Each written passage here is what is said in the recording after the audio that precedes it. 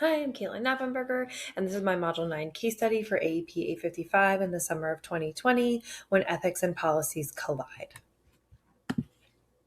Establishing the facts in section 1. Mr. Iman is a first-year assistant principal at Rocket Junior High. He's also a graduate of the school, so he's from the same neighborhood. He grew up in the same neighborhood as these children. He's really trying hard to build relationships with these students in hopes that it will cut back on some of the academic struggles and also with some of the discipline struggles. He's made progress specifically with James, who's the leader of the toughest kids or the toughest group of kids. James, who was a discipline issue, has made a lot of academic and behavioral improvements, and because he has the rest of the groups of the rest of the group that follows him has done the same. James was called to the office to discuss several tardies. It said that he had been tardy a couple times that week, so Mr. Iman wanted to just speak to James about that. James's teacher saw him once he got called to the office leave and hand something to David in the hallway before going down to the office. Now, David is an honor student who is not friends with James and has no disciplinary record in the school. The teacher calls Mr. Iman to tell him what's going on, that she saw this in the hallway. So he decides to bring in both boys, and he also decides to bring in the school resource officer. He asks the school resource officer to search David. On David, he finds a weapon of brass knuckles. James then stands up, taking full responsibility for the weapon, stating that he threatened David if he did not take the brass knuckles and hold on to them for him. James also states that he had planned on using them after school to deal with some business that he needed to deal with. At that point, because David was in possession of the weapon and James took responsibility for the weapon, both boys are arrested and charged with felon in possession of a prohibited weapon on school property. The board policy also then states that both of these boys should be expelled for no less than 45 days and then sent in those 45 days to the disciplinary alternative education program. So now Mr. Einman is very upset by this because he's hoping that when James takes responsibility that David will not be arrested, but they are both arrested and taken to the detention center. James's mother is unfazed by the news. She seems to know her son, and she says that maybe he'll learn a lesson from this. David's mother is very distraught. She ends up coming straight down to the building. She's angry, she's upset, and she's confused as to why, if James took responsibility for this, why it is that her son is also being punished. Mr. Einman decides that he's going to complete the paperwork for James's suspension for the 45 days based on board policy, but he does not fill out the paperwork for David. James is then placed in the alternate program while James is placed in the alternate program while David returns to school. About a week later, Mr. Einman is contacted by the director of secondary education. The director was sympathetic to how Mr. Einman felt about the entire situation because he said that he didn't understand why David should be punished. The director also informed Mr. Einman that he has no choice but to fill it out. Although he feels bad and he understands and he's empathetic to the situation, the director says that Mr. Einman needs to fill out the paperwork and have David suspended. He also informs him that if he doesn't, that he doesn't have any other choice but to write an official reprimand and then place it in his file, Mr. Einman's file, if he doesn't follow the proper protocol. Looking at the legal and ethical issues here. The legal issues. David was in physical possession of a weapon on school property. This is a felony offense. So although James does take responsibility for it, James is the one in physical possession of it when the officers search him. James takes responsibility, which makes him an accessory to the crime. So he also is charged with a felony offense. So those are some of the legal issues that are within this study or this issue, this problem. Some of the ethical issues is that James does take responsibility. He says that it's his. He says that he threatened him if he didn't do it. Another ethical thing to look at is that David acted under duress. Otherwise, he never would have done this, or he never would have had them. He didn't purchase them. He didn't know anything about them. So there's an ethical issue there about the fact that David didn't know anything about this. David's future is in trouble. Not only his academic future, but his mental future and his mental well-being moving forward. He could be emotionally scarred by this alternate program because it's not something that he is used to or something that he's ever kind of been a part of before. So what happened? If I had to put it into one sentence, Mr. Einman wants to do what is best and fair for all of his students, but he's struggling to make a decision that is the ethical choice or the choice rooted in legal and district policy. So he's struggling with making the ethical choice or making the district policy choice. The people, the place, and the program. So the people that are involved, Mr. Einman, the assistant principal who wants to do what's right, James, the leader of the toughest bunch of kids at school, David, the honor student with no disciplinary record, James's mom, who seems to know her son and accepts the punishment that he's given, David's mom, who is very angry and upset with the injustice that has been done to David, the school resource officer, who has simply just followed the law and the school policy and what to do, and the director of secondary education, who wants school policy followed. The place, this is Rocket Junior High. It's also the youth detention center where both the boys were brought after being in Mr. Einman's office. The program. So it is a public school. It is a public school that seems to have a population of low socioeconomic, has students who come from a low socioeconomic neighborhood is what it seems to be. There's also the disciplinary alternative education program that's put out by the district for students who are suspended for extended periods of time. So looking at prioritizing the information, what is damaging kind of to the community and to the stakeholders because of the issue that has arisen at the junior high? One of the damaging things is Mr. Einman's career can be damaged. So if he chooses not to follow through with this paperwork, his career could be in jeopardy, or it could just be hurt or tarnished. I would need to know more about like what would happen. Is it just a letter that goes in his file? And then if he stays there for his career, it's just in his file. Is there, job action or anything like that? Some other things, looking at like the decisions that could be made and what could be damaging, and kind of looking at like what's important to certain stakeholders. David's future could be damaged. And like we said, it's not just academic future, which is a concern, but it's also his mental well-being and how he's going to feel and his safety moving forward if he goes to this alternate program. James's progress can be stunted. David stood up. That's a big growth point, as Mr. Einman pointed out. And the fact that he stood up without being prompted is a really big step for him. And for him to see that even if I stand up, nothing happens, that could stunt the growth that Mr. Einman has made with James during this time.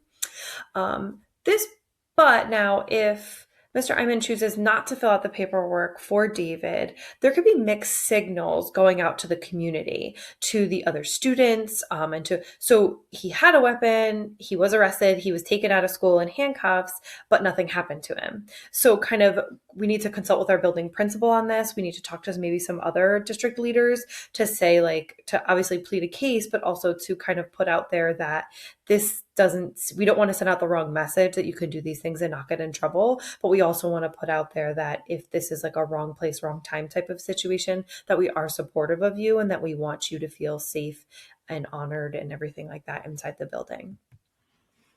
Identifying possible options and then the possible consequences to those options.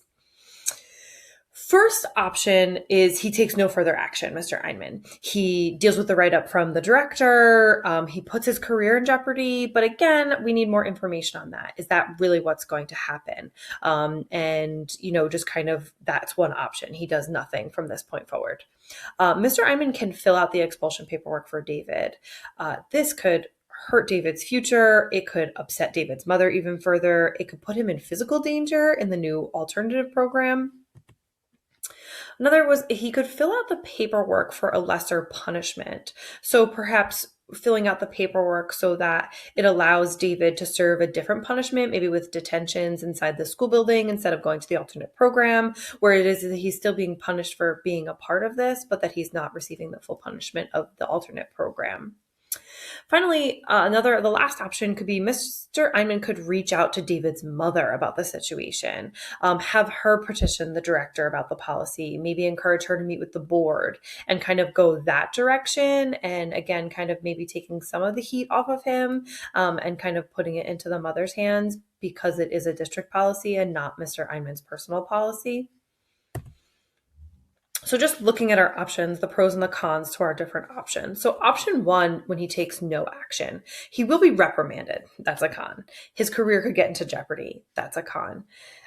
David, another thing being is that if he does this, there's nothing saying that David won't go to that alternate program. Just because he chooses not to do it doesn't mean that the director or the principal or the superintendent can't override his choice. So that's just something to think about. And again, those mixed messages to the community if nothing is done.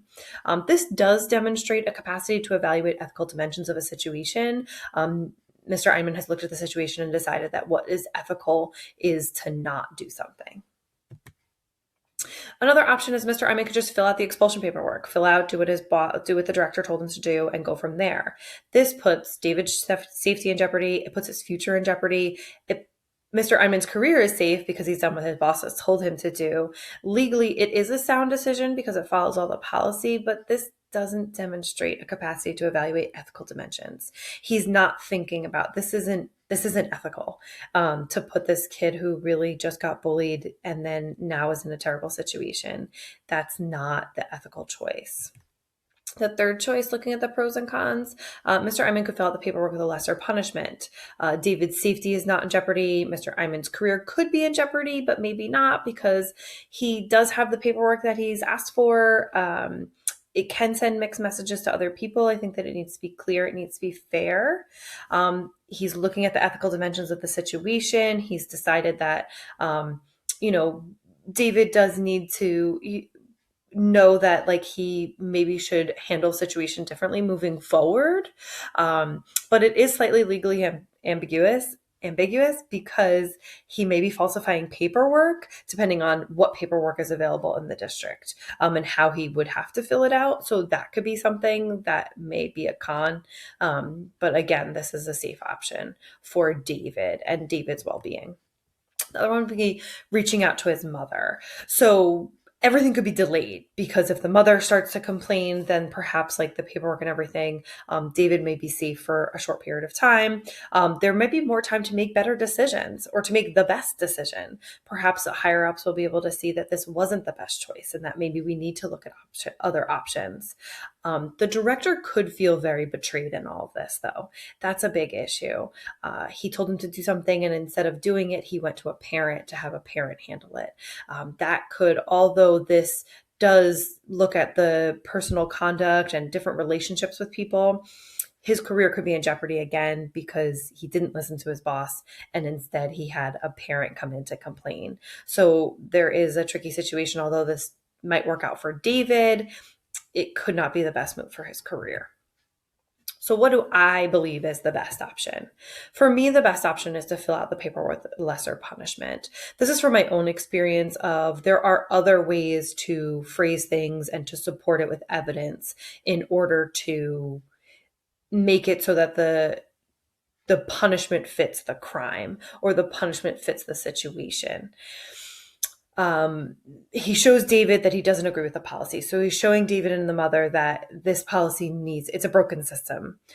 Other members of the community aren't given mixed messages because David is punished for his part in all of this. The director has the necessary paperwork to file to move forward. It also acknowledges James's growth in all of this to take the blame.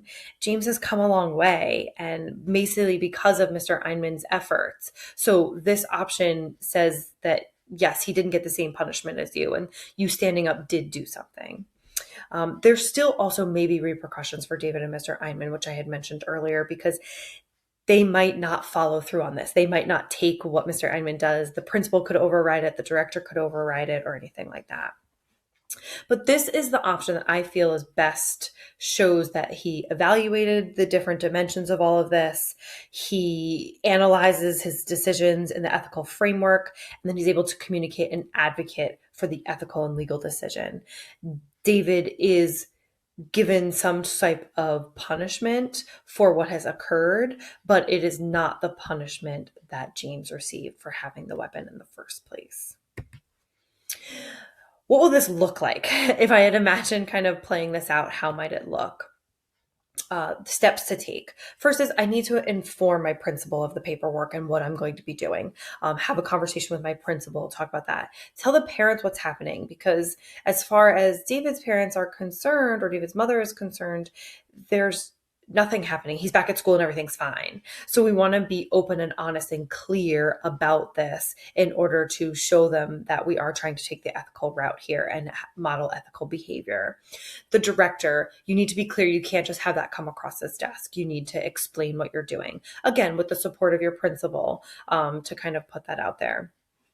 Next is you need to complete the paperwork. You need to complete it legally. So again, not falsifying documents, but include explanations and any kind of evidence that you can have to make your point known. And then carry out the discipline plan as outlined, whatever that may be. If it's detentions in school, if it's extra help, or if it's counseling sessions, or whatever it is that you have decided it's going to be, I think that it needs to be a balance of the two. This is also an opportunity for Mr. Eyman to build a relationship with David. He doesn't have one. He has a relationship with James, but he doesn't have one with David. And this is a way to model that ethical behavior. Let David know that you are supportive of him and that you do understand the situation. This also gives the opportunity to build up that relationship. Mr. Eyman has never really spoken to David before this, except to congratulate him at a concert. So this builds that relationship back up, builds that trust back up that, Mr. Eyman didn't just throw David to the wolves like he could have, and kind of do it that way.